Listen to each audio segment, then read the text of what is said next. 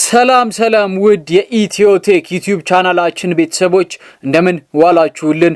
እግዚአብሔር ይመስገን ሰላም ነን።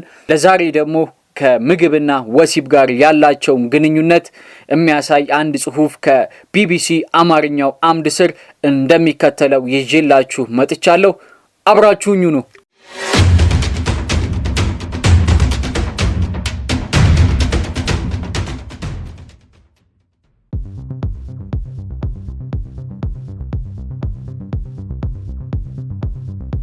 ምግብ ወሲብን የተሻለ ያደርጋልን? ወሲብና ምግብን ምን ያገናኛቸዋል ብለው ይጠይቁ ይሆናል። ተመራማሪዎች እንደሚሉት አመጋገባችንና የወሲብ ህይወታችን ቀጥተኛ ትስስር አላቸው።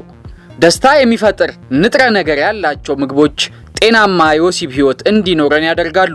ከነዚህ ምግቦች ጥቂቶቹን እናስተዋውቃችሁ።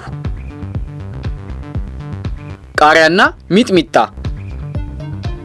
ካፕሳይሲን የሚባለው ንጥረ ነገር ቃሪያና ሚጥሚጣን በመሳሰሉ የሚያቃጥሉ ምግቦች ውስጥ ይገኛል። ሰዎች ደስታ ሲሰማቸው የሚመነጨው ኢንዶርፊን ሆርሞን እንዲዘዋወር ቃሪያና ሚጥሚጣ ያግዛሉ። በተጨማሪም የደም ዝውውርን ያፋጥናል። የሰውነት የሙቀት መጠንን፣ የልብ ምት ፍጥነት እንዲጨምርም ይረዳል። እነዚህ በወሲብ ወቅት ሰውነታችን ላይ የሚስተዋሉ ለውጦች ናቸው። ቸኮሌት ፊንሌትያላሚን የሚባል ንጥረ ነገር አለው። ቸኮሌት መብላትና በፍቅር መክነፍ የሚያያዙትም በዚህ ንጥረ ነገር ምክንያት ነው። ንጥረ ነገሩ የፍቅር ግንኙነት ሲጀምር ደስ የሚል ስሜት እንዲፈጠር ያደርጋል። ቸኮሌት ውስጥ ትራይፕቶፊን የተባለ አሚኖ አሲድ ይገኛል። ይህም ሰውነት ውስጥ ደስታ የሚያመነጭ ሴሮታይን የሚባል ንጥረ ነገር እንዲዘዋወር ይረዳል። ትሪፕቶፊን ከእንቁላል፣ ከለውዝ፣ ከሶያ ምርቶች ሊገኝ ይችላል። ቸኮሌትና የወሲብ ህይወት መካከል ግንኙነት አለ መባሉ የጀመረው ከ16ኛው ክፍለ ዘመን አንስቶ ነው። አልኮል ወሲብን የተሻለ ያደርጋል? አልኮል የወሲብ ተነሳሽነትን ቢጨምርም የግብረ ስጋ ግንኙነት በሚደረግበት ወቅት ተጽዕኖ ሊያሳድርም ይችላል። ተመራማሪዎች እንደሚሉት ከመጠን በላይ መጠጣት የወሲብ ፍላጎትን ይቀንሳል። የአልኮል ሽታ ስለሚረብሽም የወሲብ ህይወት ላይ አሉታዊ ተጽዕኖ ሊያሳድር እንደሚችል ይነገርለታል። ፍራፍሬዎች። ጥናቶች እንደሚያሳዩት የብልት አለመቆም ችግር ያለባቸው ወንዶች ፍላቮኖይድ የተባለ ኬሚካል የያዙ ምግቦች እንዲመገቡ ይመከራሉ። ለምሳሌ ብሉቤሪ የተባለ የእንጆሪ ዝርያ፣ ብርቱካንና ሎሚ ችግሩን ይቀርፋሉ።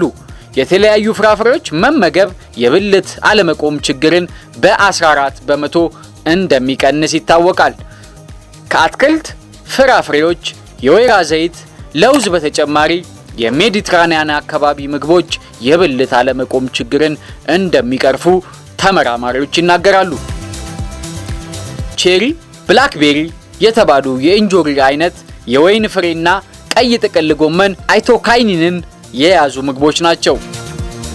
ሲጠቃለል የወሲብ ህይወት እንደሚያሻሽሉ የሚነገርላቸው አፍሮዳይሲክ የተባሉ ምግቦች በሶስት ከፍሎ ማየት ይቻላል። አንደኛው የወሲብ ፍላጎት፣ ሁለተኛው ወሲብ የመፈጸም ብቃትና ሶስተኛው ከወሲብ የሚገኘው ሐሴት ናቸው። በእርግጥ ተመራማሪዎች እነዚህን ውጤቶች መለካት አልቻሉም። እንዲያውም እስካሁን በእርግጠኝነት መናገር የቻሉት ስለ አፍሮዳይሲኮች የቆዩ ፍራፍሬዎች ሽታም ብቻ ነው። ዶክተር ክሪችማን የተባሉ የስነ ተዋልዶ ጤና ተመራማሪ እያንዳንዱ ሰው የተሻለ የወሲብ ህይወት እንዲኖረኝ ረድቶኛል የሚለውን ምግብ እንዲያዘወትር ይመክራሉ። አብዛኞቹ አፍሮዳይሲክ የሚባሉ ምግቦች ጤናማ ምግቦች ናቸው። ወሲብ የተሻለ እንዲሆን ይረዳሉ የሚባሉ ነገር ግን ጤናማ ያልሆኑ ምግቦችን ግን አለመጠቀም ይመከራል። አንዳንዴ የወሲብ ፍላጎት አናሳ ሲሆንና ከጤና ችግር ጋር ሊያያዝ ስለሚችል ሐኪም ማማከርም የተሻለ አማራጭ ነው። ምንጭ ቢቢሲ የአማርኛው አምድ